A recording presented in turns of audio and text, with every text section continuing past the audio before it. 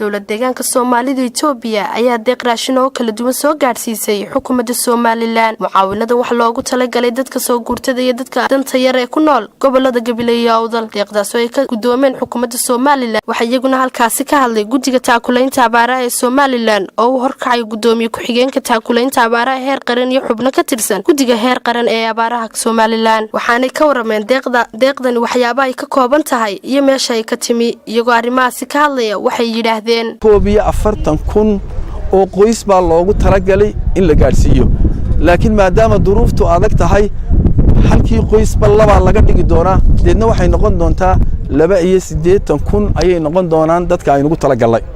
raashinka maanta galbeed aynu ka bilaabayna dadka inta ugu badan ee qaadanaysa waa soo guurtadii gobolka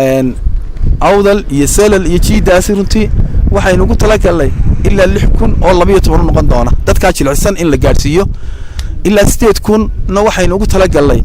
Gabiley inay gaadho ayaynu ugu talagalay deeqdan waxa qaybinteeda ka qayb galay guddiga taakulaynta abaaraha ee Somaliland guddiga taakulaynta abaaraha gobolada Awdal iyo Gabiley waxaana raashinka loo qaybiyay dadkii ka soo hayaamay abaaraha ka dhacay gobolada bariga Soomaaliya ee ku sugan gobolada galbeedka Somaliland waxaana goob kasta oo lagu qaybinayo hadallo mahadnaq ka jeediyay guddiga taakulaynta abaaraha ee gobolada Awdal iyo Gabiley iyo maamulada gobolada Awdal iyo Gabiley ayaa halkaasi ka hadlay waxaana hadaladoodii kamid ahaa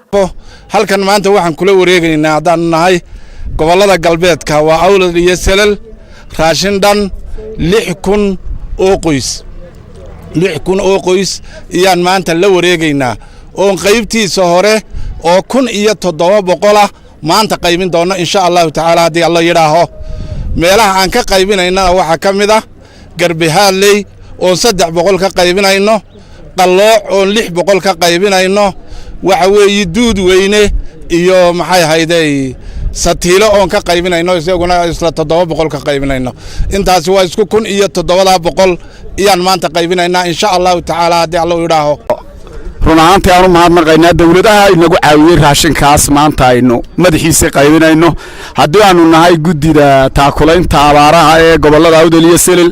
runaantii sida noo soo gaarsiiseen baan u gudoonay waana nu gaarsiin doonaa dadka ay baahida u daran hayso inayna waxba ka gaadhay waa la ogyahay waxaanad ogtiin maanta dadkii lagu soo qaxay iyo dadkii soo barakacay inay isla mid yihiin halkan anigoo ku hadlaya guddida heer gobol ee Gabiley waxaan guddida heer qaran kala wareegnay 4,000 oo qoys oo dhigma 8,000 oo qoys marka maanta aanu bilownay alxamdulillah waxaan siinaynaa dadka maadaama raashinku yar yahay dadka soo guurtada qurun baan ugu talagalay sida uu sheegay jaamac kulay raashinkaas waa 4,000 oo qoys aan kula wareegnay guddida heer qaran waxa kale oo garab socda 100 booydood oo shalay ay nagu soo wareejisay guddida heer qaran waxaan u mahadnaqaynaa mar labaad iyo mar saddexaad guddida abaaraha heer qaran dadaalka ay ku jiraan sidoo kale waxaan u mahadnaqaynaa guddida abaaraha ee gobolka Awdal runtii oo iyaguna dadaal badan ku jira ee inaga soo gaaray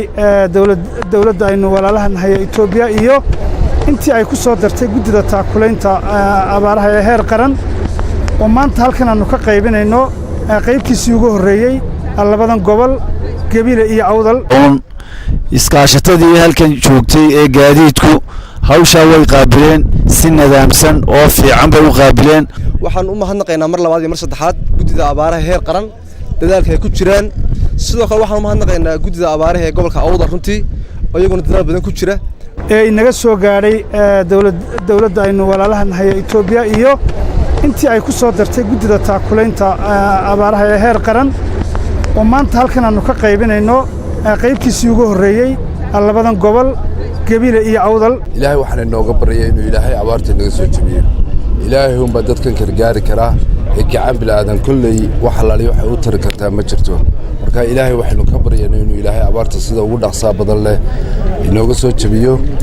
raashinkan aan saaka qaybinayno wuxuu madaxiisii yahay intii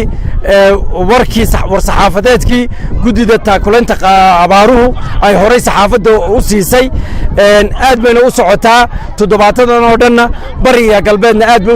u socon doontaa goobtan sabab wanaag maanta waxaanu ku qaybinay raashin loogu talagalay 400 oo qoys laakiin aanu gaarsiinay 600 oo qoys markay dadkii bateen 220 qoys oo kamid ah dadkii soo guurtada iyo inta in la eg oo iyaduna waxa weyn aan kala jiidnay waa waxa isku noqonayaan marka 600 oo qof baan wax gaarsiinay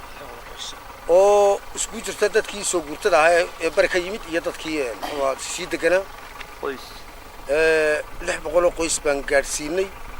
600 oo qoys qaarna waa kala jiidnay waxaan isku xirxirnay maqarsa 5 qof iyo waxaan u siinay iyo 4 qof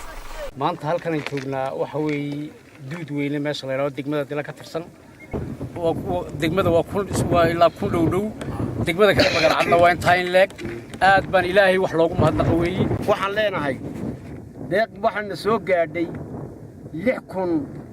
ayay gudida heer qaran ayay gobolka degga awdal iyo selel intaas qaybtaas soo gaadhay qaybtii u horeysay weeyaan halkan waxa weeyaan raashinka aan joogno waa 400 qoys oo ka mid ah 600 maxay qoys 600 qoys oo loogu talagalay gobolka awdal iyo selel dawladdeena soo gaarsiisay dawladda Itoobiya oo lagu wareejiyay gudida heer qaran ee abaaraha gudidaas oo maanta iyana ku soo wareejiyay gudida heer gobol ee abaaraha oo annaguna u helinayna waxaan maanta halka u joognaa waxa weeye in dadkeenii baahanaa ee soo guurtada ahaa oo lambarwanka iyo ciddii kale wax lala siin karayaba aynu wax la siino xaqiiq weeye siduu jiif caaqilka deegaanku sheegay dadkii loo yimid iyo kii yimidba maanta isku barbar dhaceen xukuumadda gudida abaaraha si fiican bay noo soo gaarsiisay wixii Ilaahay noogu soo dhiibay deeqda raashinka ee la soo gaarsiiyay dadka soo guurtada iyo dadka danta yar ku nool gobolada galbeedka Soomaaliland waa tii ugu badnayd ee la soo gaarsiiyo intii ay jirtay abaartani waa Cadar Caafi TV qaranka Boorama.